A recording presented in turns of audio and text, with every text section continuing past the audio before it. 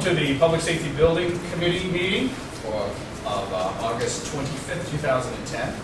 And as we have been doing, for those who may be watching tonight, I'll read the mission of this committee to get started. And our goal is to develop a plan for the Plymouth Fire Department and Police Department that will provide them with adequate facilities to meet their present and future requirements. This includes site selection, building concept, engineer-architect liaison, and preparation of draft warrant articles for consideration by the voters at town meeting in 2011, with select board approval and scheduled public hearings and informational meetings as needed and required by law. So that is our mission. And we will dig right into our agenda tonight. May I have a motion to approve the minutes? Last week we skipped this because we did not have a quorum, and we certainly have a quorum, so these would be the minutes of the August 11th meeting, and then we have had one subsequent meeting which we do not have minutes for yet. Any changes, additions, deletions, and if not, I hear a motion to approve those minutes. So moved. I have a move and second. Second, thank you. All in favor? Aye. Opposed? Abstentions? Minutes are approved. What I did is I refined this list a little bit, and so we can continue to tweak it, but essentially I took the sort of list we were entertaining from the past meeting. I refined it a little, added it somewhat, and we'll go right down through it. It'll be our subcommittee small group task report list at this time. Does anybody know, I can't remember which set he was planning to get here. Anybody know? We didn't say anything Okay. tonight.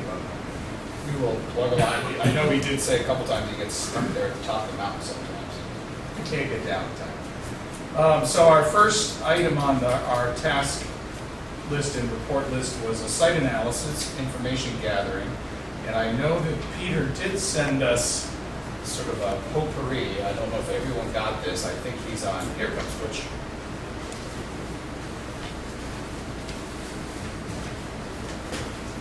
Wherever looks good to you, Butch. I'm not sure how many people received this. Peter is on vacation, and I think he was sending it from some funny location. I did print a couple of the packages out. I have. You've got it? Okay. Did you guys receive an email from Peter with that? I have. Yeah, okay. It looked like kind of a potpourri of things. Dick, I don't know if you had a chance, did you actually have a chance to speak to Peter? Or I how did. it is? He was going to give me a call, and I have. Okay. So I sense that this was sort of his demonstration of the way he planned to present this. I don't, without him being here, I don't know how he did. Yeah, I think so. I noticed it's, looks like the first sheet is the Garrity lot, and then some photographs, and then the site assessment pieces that we evaluate against, and then he shows this, I guess it's the slope, the drop off, and then he shows that enlarged. But then I don't know what the next two are. It's Yeah, they're a rough super, I think he said he was going to do this, that he's superimposed the building layout on for the fire station, a standalone fire station, on the existing fire station lot, with it showing what other properties would be necessary to accommodate okay, that's what but I don't think we need to get into too much discussion of that tonight, but I think what he was trying to do was give us a sense of how we'll move forward, because then he attached the Waterville Valley projects again, their detailed expense sheet, for what do they call it, GMP budget spreadsheet. So I didn't hear anything more from him explaining this, but I think what he was trying to demonstrate to us is this is the format that he's going to use, and I know he's been hopes to get in touch with Dick to do some of these walkthroughs. I did think it was interesting on his narrative, which again I think is just a demonstration. I don't know that we should treat that as the narrative for this site, but he did talk about some of the things that we have on our matrix. Anybody, if nobody knows anything more, I think we'll just wait till Peter's here to give us more detail and have sense without saying it on air that he's case his wife is watching, he's still working on some of this stuff while he's on vacation, which I think we appreciate his diligence. Any report on program layout? I have Art and Peter down for that, I'm not sure. No, I think that the intent, when I talked to Peter a little bit, was just that we would get the site layouts, and then having those, the notion would be to try and fit various buildings on whatever those lots are. Because some of the lots might, well, you need that information so you're not putting the building on top of it. Right, yeah, that which I would imagine has to come after your, the walk-around site analysis, simply because I think Peter's already discovered that some of the property isn't as usable as initially thought, and that's going to affect some of the positioning of buildings and whatnot. Okay. Acquisition costs, I don't know if Butch, Paul, or anybody's had any chance to go any further talking to. One of the questions I have, I talked to the chair of the board, and they're gonna give us, basically, all night opportunity to approach these people and actually see money, approximately. But, a couple of the sites, like one of the sites at the fire department, how many properties are there that are actually interested? I haven't seen, we talked about public, but I actually know many properties. Well, I what, think that site is still a little unclear, just, on that one, I think that's a little unclear, because all the concept of which way building would happen. Originally, the concept, and that was in the packet that Peter sent, which he doesn't show in there right now, but it looks like he's got 3 additional properties with the existing fire station. That's very compact. There's 2 that, and they basically, originally we had, I think his name was 5. I think there were 5 originally. So we both sides of the fire station. I think since we first talked about that, when we walked the site, that was the plan we were kind of envisioning. Right. Since then, in semi-happenstance, I've had conversation with the property owners going up Highland Street, so the 2, so with the Boyle property as well as the Blank property next to it. Both indicated openness and willingness to talk to us, so Peter's not here, but as he said when we first had that conversation, that could open up, if we decided we wanted to consider those things, and until we know a ballpark price, I guess we ought to say, yeah, we want to hear on all 5 of those properties, what's a ballpark price? Because it may drive a very different conversation, or it may cause us as a group to say, that's gotta, some of this has to drop off the How picture. about the property on the corner there of Blank That one has, we have been told by the owner they are not interested, but that was 12 months ago, and I would suggest we revisit that as well. That was included originally way back. I think those 5 properties, if I remember, was assessed. Now, we discussed last week on the property across from the police station. Yes. Now, did we decide last week that we couldn't use just part of that land, or we want all of that? I think we want to find out about all of that. I think they, Peter felt initially that he thought he could situate the buildings on the empty portions of that land. I felt his explanation, and it looks like if you read, when you look at the package he sent, did you get that? Yeah, okay. I think he's now questioning whether that's possible, with the exception of perhaps for a standalone single facility. To have a combined facility up there, I think he's now saying you have to use the whole property. And ultimately, it's going to be our job as a group to decide, once we get ballpark dollars, and in our analysis, we're going to have to make some choices about what are we going to recommend based on the cost to develop the property. So ultimately, we'll have site costs for the existing fire station, our police station site, and we'll know what and if we can do there, plus the costs of property acquisition. I think we owe it to the taxpayers to calculate out the long-term tax impact you know, of taking something offline as well as the potential of putting something back on the tax rolls potentially. Vision on steps 8 and 9. Yes, There's 2 aspects of that. exactly.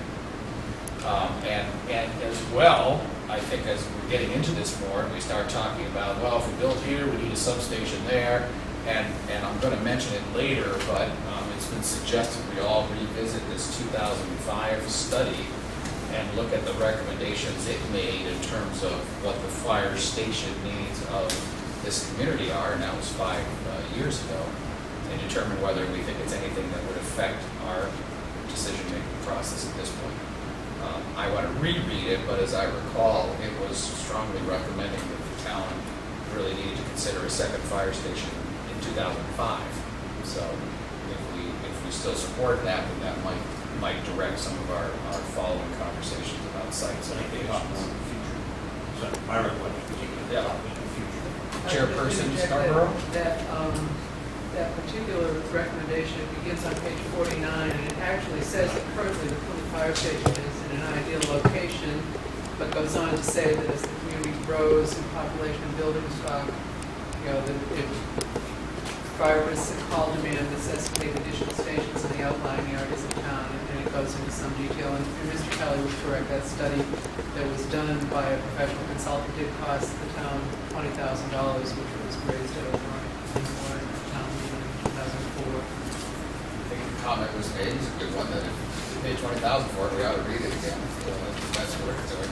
But it does sound like, too, I suspect as we read it, some of the prognosticating about what was going to happen in the next 5 years hasn't all happened either. You know, there were some things on the table and some new things have come along, so it'll be good for us to assess that. It was done as part of the update of the town's master plan, several studies that have been commissioned during that 3-year period.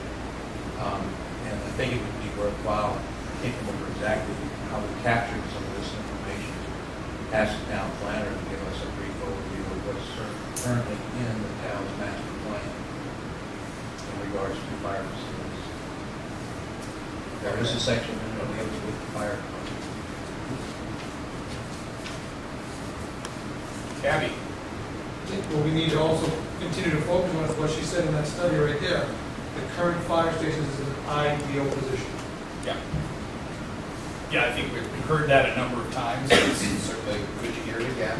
And Val, is that something that we could ask the town planner to do for us at our next meeting, to give us a little overview of the master plan and what it actually includes, or is it in this document? Well, this document does include another recommendation that says that as part of a future master planning process, the department should project future growth trends and call demand trends in the Tenny Mountain Highway area. And I don't have the master plan in front of me, but I think that since it was updated subsequent to this, you'll see that it's probably, this recommendation is probably reflected, but we can certainly ask the planner. Thank you. Yep. Well, I think we need to take all this into consideration. And I'm speaking just for myself. I'm certainly not interested in building a building for something that might happen 10 years out. I think we'd have a hard time convincing the town we need to build something for something that might happen. But on the other hand, if it's imminent, we'd be crazy not to adjust our planning and our thoughts to make sure that we don't end up behind the 8 ball in a short period of time. But this all will come out in our final analysis. Okay, so we Our put. mission does talk about future requirements. Right. So I mean, we do have to do that. Yeah, it's a good, and I think, when I see that, or when I think about that, it might be that it's making sure that the decision we make now doesn't compromise a future decision. We may not be able to solve every future decision, with a building, but we have to be thoughtful about, what, maybe this doesn't make sense because it requires maintaining this site, and then now we know we're gonna have to build a 3rd station because of the way we place things, if that were a conclusion. I don't know that it is, but I would think we wanna make sure we don't trap ourselves and not then be able to adapt to future development. And who knows what's on the horizon? It'll be fun. Isn't this fun? So we'll look forward to then, so you and Paul, I guess, then Butch will be starting to move forward and having those conversations. That'd be great, thank you. Topographical topographical cursory view, I'm not sure if that's redundant or not. It seems to me that it might be redundant. Yeah, it seems to me that, I know we had it separate, I couldn't figure out why, because Do 1 and 2. the site seems like- analysis seems as though that would Yeah. take that into account. I would think so, so I will delete that. It does seem redundant to me, and this is both you and Peter doing it as well, so. When you walk the site, if there are lumps and humps, would you make a note?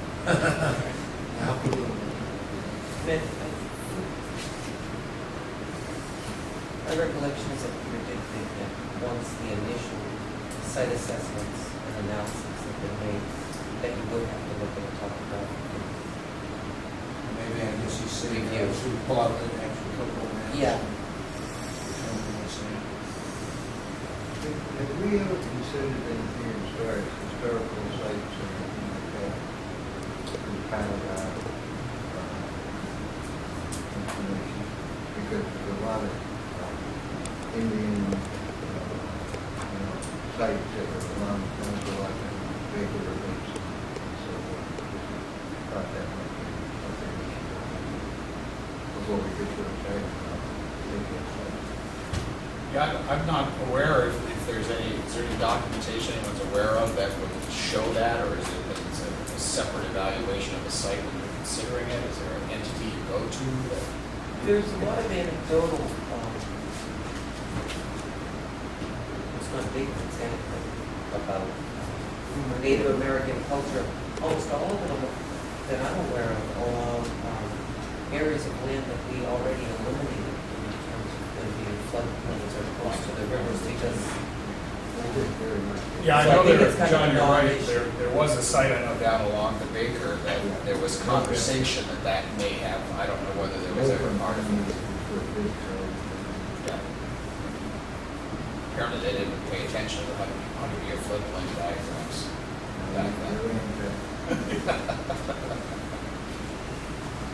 Certainly, I don't know of, does this town maintain, or do we have structures within the town that are on any of the historical registry that's in the master plan? It is in the master plan. Val, Section that deals with that. if you could mention to the town planner, I don't think we need to know every site that we're not looking at that has that, but if any of the sites we're considering are in the master plan for, have any connection to a historical registry where we might have any concerns, it'd be great to know that. And actually, I do have the master plan in front of me right now. Interestingly, the number 10 in community facilities and services policies, tasks, and strategies, it says finalize plans and actions to construct a new public safety complex to meet the existing and future needs of the community. Responsibility time, select board, 2011. So 2011 annual meeting is when, you guys are totally on track for this to be happening. And That's great to hear. That actually be very smart. You probably took a look and said, Yeah. All right, I still have, we've heard from, last week we heard from Chief Clogston, who indicated to us that none of the sites that we were currently considering, in his opinion, provided any type of response obstacle that would reject the site. Certainly the time will be different, and there'll be different issues for response from call department members, et cetera, depending on the site, but that none of them were rejectable out of hand because of any obstacles. I don't think we've had a chance to hear from you, Steve. I know, I don't put words in your mouth, but I've heard you say so many times we can be anywhere. So I'm presuming that you see no obstacles with any of the sites we're currently considering. That's correct. Thank you. Could put words in your mouth, I guess, but I won't dare. So I don't know that this needs to continue to be on here. I think it's part of our matrix, of course, when we get down to the detailed analysis.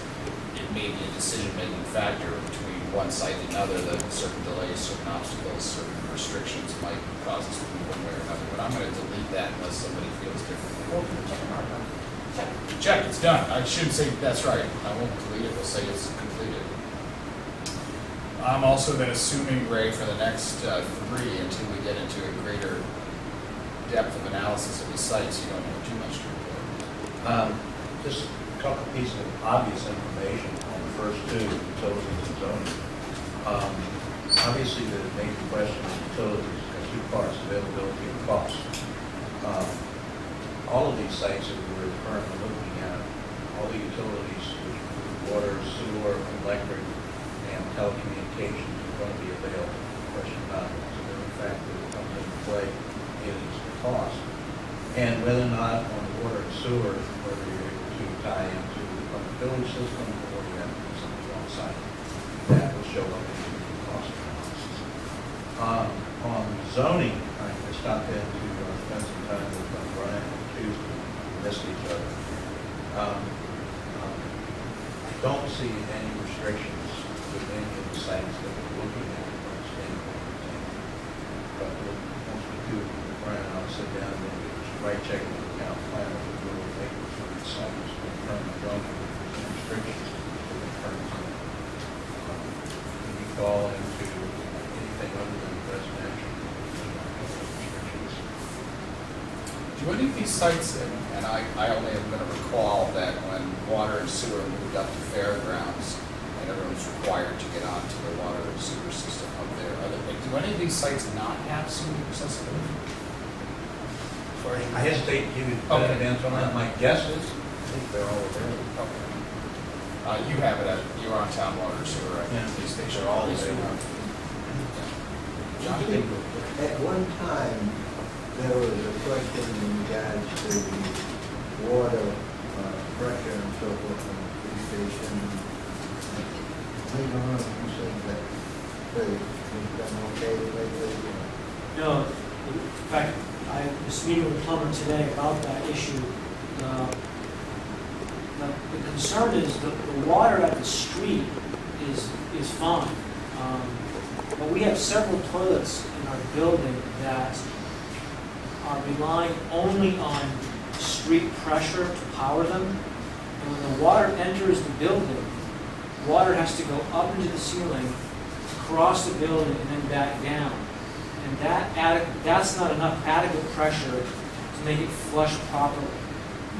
Now we have other toilets in our building which are tanks. And those flush properly, but we can't have tanks in the cell block area of the building because the porcelain will break. The cell block area of the building are stainless steel, and we rely only on the water basically in a half-inch pipe that runs into it. So the water just flows out of the half-inch pipe, and that's all the water you get. You only get any pressure from the street. So that's our main concern with probably 2 cell block toilets and 4 toilets in men's and women's rooms. The solution to that, well, I'm not sure what the solution to that is, but I'm talking to a plumber about that right now. But we've been dealing with that for a number of years. It's a nuisance in the men's room and the ladies' room. It's a significant problem in the cell block areas for obvious reasons. You know, the pressure is at the streets, you know, I think that should be pretty good pressure. I think at the street, it is what it should be. But as the plumber described to me today, the water comes into the building, you know, it's forced up, I think probably half-inch line across the, that's all, whatever water is in that line is all you get. It's not sufficient enough to actually make those toilets operate correctly. In a new building, would that be designed for some people? It may well be, the issue may be well within the building too. you know. Well, It sounds like it's yeah, I mean, Within the structure, not It's not the a water systemic line itself. problem. right, I mean, that building was never designed to have the kind of toilets we have in it. I think it was designed all to have the tank toilets, and maybe 1 or 2 street pressure, but we've added more. And we, probably when the building was built, no one understood this problem. They used perhaps smaller time than they should have. And all these things have kind of brought us to where we are today. So I actually met with the plumber today, talked about having a pressure tank put in to the building to fix that problem. While we're on the subject of utilities, I do have a question, so that I don't oppose my personal beliefs. It is a question of security and reliability, and to some extent aesthetics, that all the electric and telecommunications facilities on the site be placed underground. I would think that would be something that we would want to make sure that we're doing any of the analysis of the cost or the site assessment, that we're considering underground utilities at all of the sites. That's a very good point. We have already had near misses with some issues where we had some equipment behind our building, and while backing out, came very close to hitting utility. So that does happen. And I'm thinking the fire department too, traffic flow Yeah. around the facility, you want everything underground. Thank you. Okay. Any budgetary hard costs? I'm guessing not yet. Mary, anything from your end in terms of? Not until we start, compensation? not really. I mean, I did do that one little bit of a summary of Michelin. Right. That was part of the minutes, but you're welcome. But it seems to me there's not much for me to report. No, I just have it on here, I'm not I'm expecting. just gonna, you know, as data comes in, then I'll compile it, try and easy to read. On timelines, I did meet with Paul Friedis last week, and we looked at the calendar a bit, and basically, warrant articles will need to be, our suggested draft warrant articles will need to be to the select board by no later than the last week of December. Leading up to that, we'll certainly have some informational meetings. I know the select board will want us to be reporting to them, and at this point, our thought and plan was that we would hold those during regular scheduled select board meetings. So they would be announced as, at the next select board meeting, there will be a report from the Public Safety Committee. These are not our legal public hearings. Those actually occur after the warrant articles are approved, and then by law, you then must have your scheduled public hearings, et cetera, on those articles. But our job is to provide a recommended draft to the select board, who then will vet that through themselves, their attorneys, and the state, and then eventually, when they're ready for full hearings, those will occur. Did I capture that accurately? Thank you. And will the board of selectmen do that? That's a board. Are those The Board of Selectmen will have to conduct them, but I'm Yeah. sure we will be present and part of the presentation. But the legal defined group it can only be the Yeah, town. you'll be invited to do the presentation, just like we've had other. Right.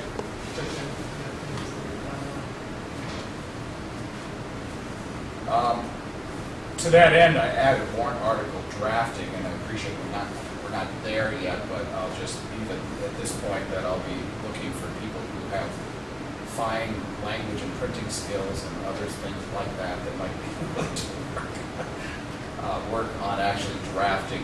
You know, that'll be, of course, when we're ready to say these are our recommendations, and then we just have somebody work on drafting the warrant articles that we're recommending.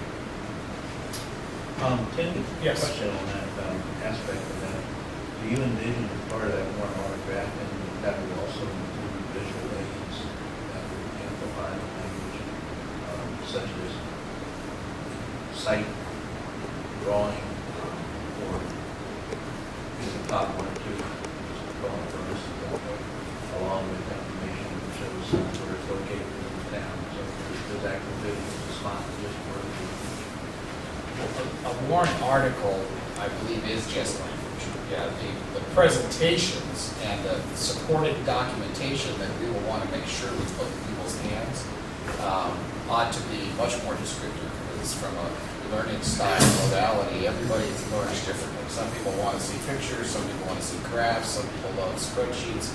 I'm hoping that we'll have not only that, and we'll have our mock models, and we'll have our boards, and we're also, I hope to have a video walkthrough wherever we can, wherever it makes sense, because I do believe we're a video generation, and I think people appreciate, I've been, as I mentioned, so appreciative of the number of people watching us on public access, and so I'm sure that the more we can continue to have video demonstrations of things, the better, even to the extent that and Cedar and I have talked about this, and when we're ready, we'll do response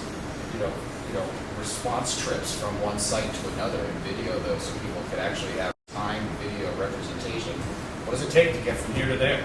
In a fire truck, So when somebody starts speculating, well, that's a big hill, how long does that take? Well, guess what? Let's show you the video.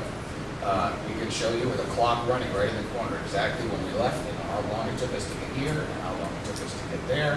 And Cabby's gonna do the same thing from his house, aren't you, Cabby? And you'll never exceed the speed limit, I know. Did you have your hand up, Cabby? Sorry. Oh, okay. So Tim, should we add number 13 as preparation or presentation of materials? Certainly. Between the months of January, early February, so that was time for public hearings.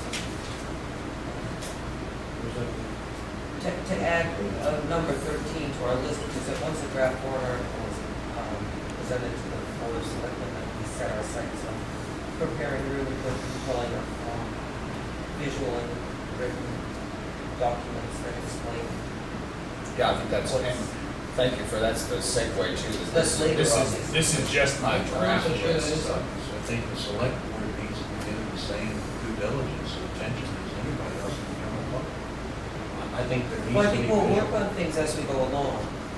And those, I mean, I think, at least my little production mind sees that in the course of making presentations to the Board of Selectmen, or the Select Board, you really can get the right words out on that. We'll discover, you know, what are the more compelling things that we say or show or whatever, and then once the draft warrant article is written, that we could then further tweak those materials for the general public. But then it needs to be on a list of things to do. It does simply because as we get closer and It we're ready to takes say, time. all right, it's time to now get our first board done. Who wants to work with what people want to work with, what people to make sure that happens? Because to be honest with you, we need most of this for some of our informational meetings, with, you know, some pieces of it. But until we have a final warrant article, you're right, the absolute final documentation and materials will follow that as we get ready for the public hearings. But I can't imagine having a informational meeting without being able to show something. You know? So I think that talking heads rarely convey a message as accurately as they think they do. You know, I know my wife tells me that all the time. I never seem to be able to do that.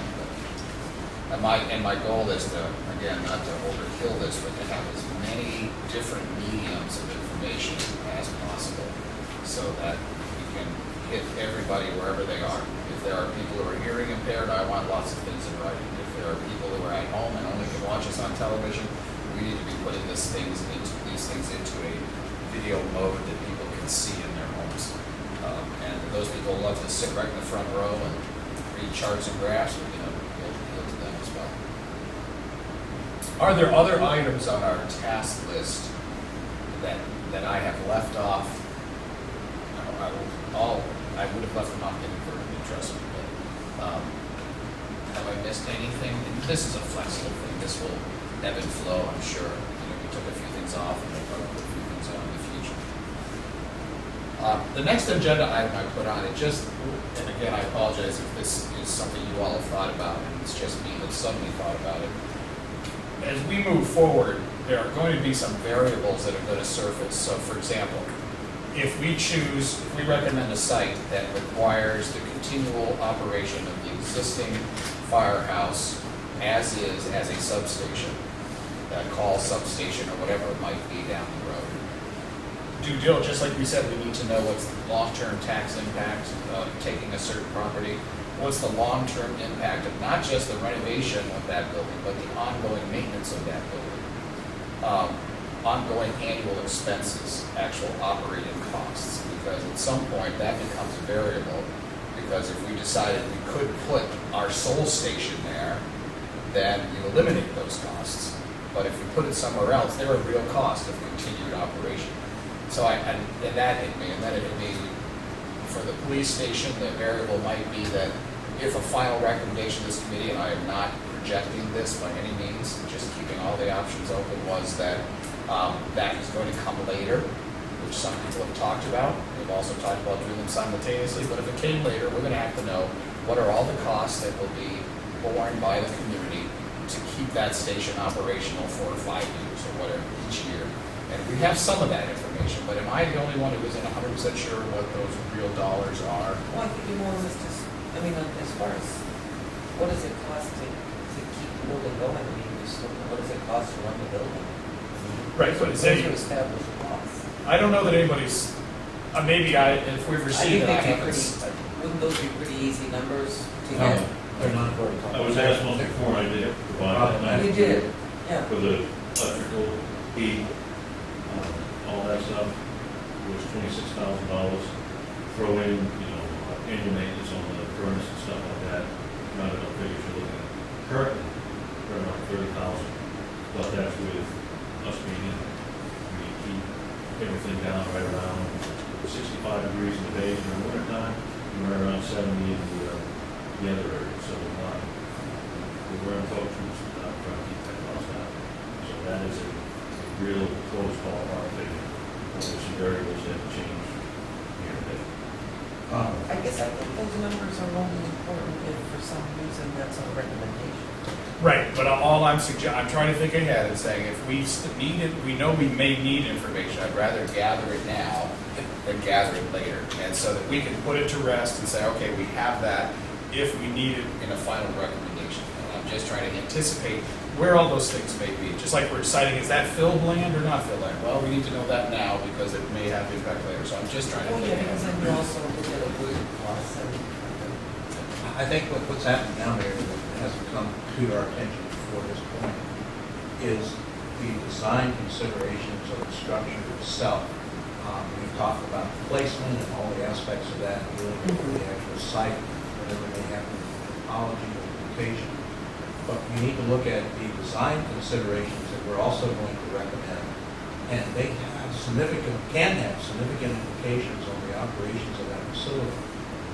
My suggestion is that one of the things that we could take advantage of is the town's energy committee and some of the individuals that are on that, and ask them to take a look at the generic designs that have been proposed that we've been using to essentially look at square footage, layout, functionality, placement of various aspects within the buildings.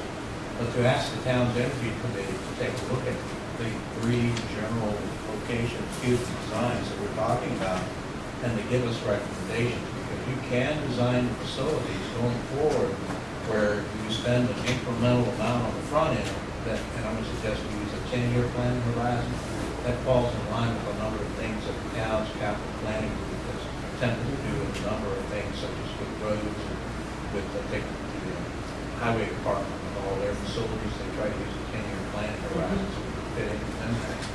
But I think if we ask the town's energy committee, I think you will come back with a lot of the things that fall into the operational, but attach themselves to the use of energy. I have to believe that the architect that has proposed these designs that we're using his thumbnail approach certainly was mindful of those things, but it can have that. There may be certain specific sites that might have some maintenance requirements dealing with drainage or something like that, but I don't think we're looking at any of these sites that have got annual or periodic maintenance requirements on the sites themselves. I think special costs. I can't think of anything. I think it's all going to be within the structure itself. The new structure. The new structure itself. For some reason, I thought about the cost of maintaining the existing structures. And That's a initially I was. That's a piece of that too. Yeah. Because there may be even things you can do to alter those ongoing costs for that as well. And what I would recommend that we talk about, this is something for consideration, when you talk about the budgetary hard costs, from the town making a business decision, I think it ought to look at total owning cost of all of the alternatives. And that includes everything from acquisition, for any of the proposals all the way through what it's going to take to sustain that solution over a 10-year period. That way the town can make a real consideration. Also, I think I want people to be mindful that you have upfront costs, you got total owning costs. Right. 10-year horizon is a realistic number And of years. do we make those presentations in the context of what the cost of maintaining deteriorating structures is? I mean, is that what you're saying? Well, I guess I'm just saying, Isn't we're on the that part same, of the there is a cost of doing there's nothing. There's a There's cost a cost of of doing exactly. nothing. And there's a cost of every time we decide to keep a building for a certain period of time or in perpetuity, there will be costs. And some will be borne in the first year, some will be 5, and some will be 10, and I think it can only go so far. But so 10 years is probably a good pragmatic window to use. And so that would mean that I would certainly see, Chief has given us approximately a $30,000 a year operational cost to maintain that building. I might turn around and say, also tell me anything you think you're going to need to do in the next 10 years so that we can consider that as long-term ownership cost. And again, I'm not trying to nail down every detail. I'm just trying to make sure that we are, all our little tentacles are out there. So I don't want to find ourselves in November saying, oh, nuts, we don't know what that is. And so the more we get put to rest as we go along, the better. So my only suggestion.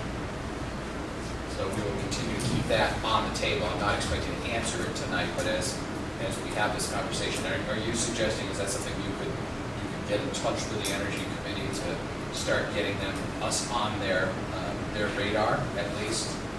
Right after this one. What a serendipitous moment. That's wonderful.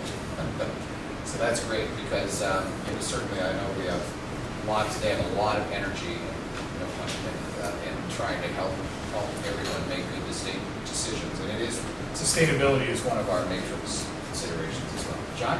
Would it be proper to have very people come in and talk about various energy vehicles like geothermal and all this stuff? I have a problem sometimes,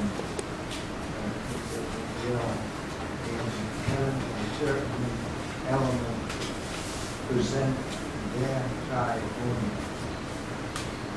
The farmer said we should keep all of the field, while the industrial person said we should have all factories. So I think that I understand with the energy committee to do what they do, but I also think that having independent people that are actually in the business and various records would be able to talk to us and help us, give us a little bit of clarification. My experience with projects where you're looking at sustainable functions or elements of it is that ultimately the architect, as they design the building, they break it right down for you. If you want to go this, here's what it's going to cost. If you want to go that, here's what it's going to cost. They're very objective because they know we're driven by a dollar figure. And then ultimately what happens is you're looking for where's that nexus of savings versus short-term expense. And then we're going to have to make a decision whether we can sell that. That yes, this might pay itself back. I mean, we saw what happened last year with some of the warrant articles where fairly short payback periods were still rejected. And so I think we're going to have to keep all of those options on the table. And ultimately, the good news is the select board is going to be the one to finally, we're only a member offering recommendations. So when it gets right down to it, we'll give our passionate plea, but they may have to decide, you know what, that's great, but or they may say, you know what, we want to be sustainable, so we want to push for this part of this project, knowing that it's a 10-year payback. So we may pay more for 10 years, but then for the rest of the life of the building, it's going to save them. So it'll be, and certainly it's an element. I don't think we can decide it tonight. And you also have to consider the age and condition of the general population. Because if it's going to take 20 years to pay that thing back, and the majority of the taxpayers are 70 years old, I'm sure they're not going to be as excited as if they were 25 years old. I totally agree with you. I know that I have a hard time charging people now for a saving for another population unless it's a very reasonable payback period. So I agree. I don't get really excited about when it's coming out of my pocket now and it's saving somebody something 20 years from now. I'm going to have a harder time convincing me to open my wallet, that's for sure. But on the other hand, you do have impact on the environment. You have long-term quality of life issues. We have a lot of variables we've got to throw on the table here as we look at this. And money is one of them. But my understanding, just to bring it back to my point, wouldn't the point of asking the Energy Committee to look at these plans would be so that they can help us assess what reasonable recommendations could be made? All of us know what happened with construction work in progress, issues and the plan and all done deal that you don't charge out 30 years ahead for things that are being built now. But isn't it the point of the Energy Committee to then help us assess reasonable investments that the community might make that would save it money over time in a reasonable way? The model that I would suggest that we consider for our task here is the one that's actually used for the library, in which, as you just described, the library group that was working on the expansion of the library initially engaged only their architect, but they then engaged the town energy committee, and as a result of that, the town energy committee was able to go out and find outside financial resources to help shorten up that payback period. And also came up with some reasonable suggestions and some improvements that we could make. But it's the kind of thing that John was speaking to. The energy committee now will look at design consideration, financial considerations, and try to find ways that perhaps we can shorten that window for the nexus that Ken talks about. The thing that I think is helpful is by putting parties together, if there is something that could shake out, right? It won't. Well, that too. Yeah, the architects they want their projects built, so they usually give you every variable and option of what it's gonna cost. They don't wanna be the one responsible for driving the cost up. If the energy committee does get involved in something, this is something I've been talking about, what is since day one, try to do something. It is a tough site. But we have an opportunity to use the land, build into it, incorporate the topography of the site into the building, or the building into the site, in such a way that there is an activity for it. That may be something Very that's sheltered building. might be right up their alley, in terms of. And that could help, and it may be a cost to that, but it may reduce that overall site cost, and whatever that is. All on the table, good. That brings me to future agenda items. Unless anybody has any other new business or other items they'd like to put forward tonight. Any future agenda items, and we pretty well covered our list and have a sense of our future direction. Anything from our town officials, anything we're missing, anything from any of the fire department or police department? Paul? So in November, we start to receive the updated templates for warrant articles, Okay. for what the areas that we're doing.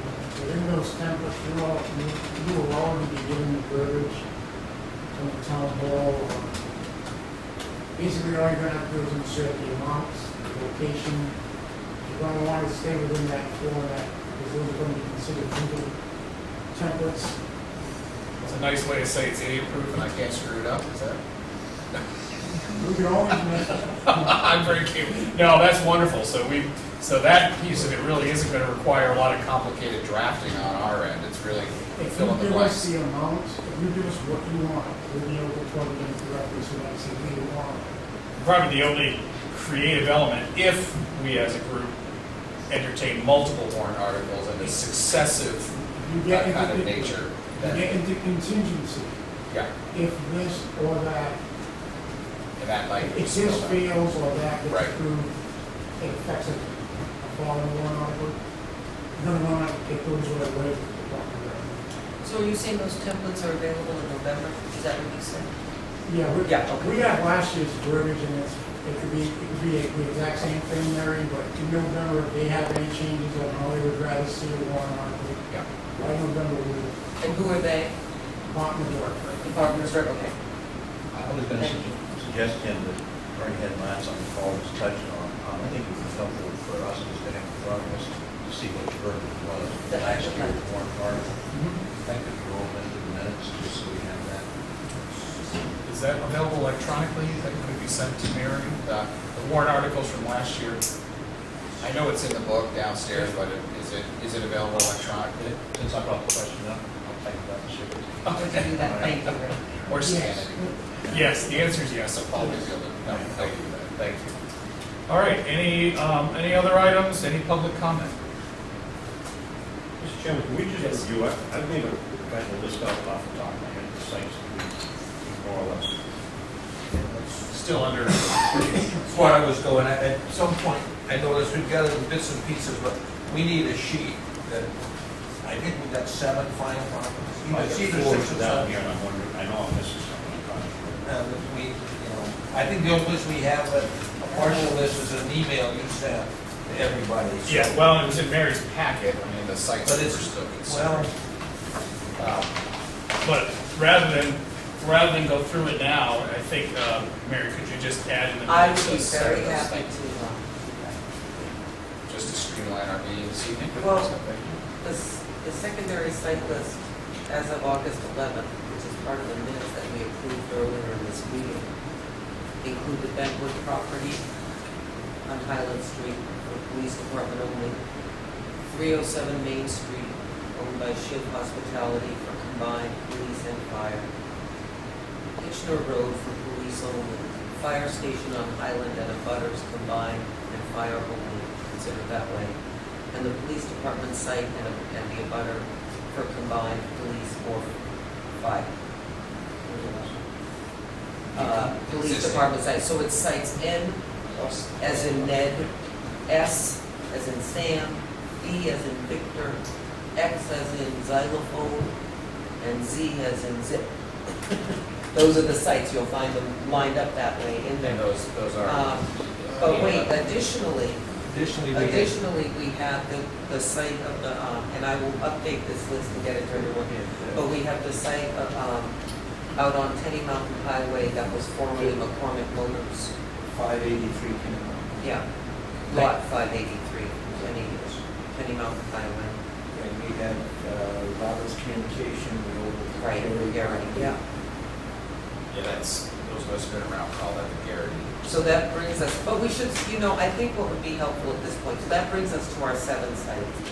And so I'll send out this list. But can you do that? Can I ask And you? I'll also do the actual street address and get Thank you. a uniformity of reference so that we're not talking about out past the barn that they pulled down 30 I think years it's ago. often the way we, and those of us who've been around for a little while, those who've been around for quite a while, have got able to put some labels on each one of these sites. But I think it would be helpful to have the street address and also tax map information.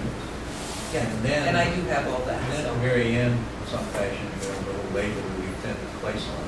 And then I do continue to find it very helpful if you say it's A, Z, or it's C, because it goes back to our. Well, that way you can go back into that packet there Yeah. with all the sheets, and so I'll update this and get it up for you. John? Did I understand, did you say the Robinson transmission lot, and then No, Robertson Communication. Okay. Yeah. So there's two sides. Right, yeah, not, right, exactly. Yeah, we already projected the others. Too small. Thank you. Thank you, Mary, for doing that again. Do I have a motion to adjourn? Second. All in favor? Aye, we stand adjourned. Does anybody not have this 2005 report, or not sure they have it, who wants to take one? You got it. Thanks, everybody.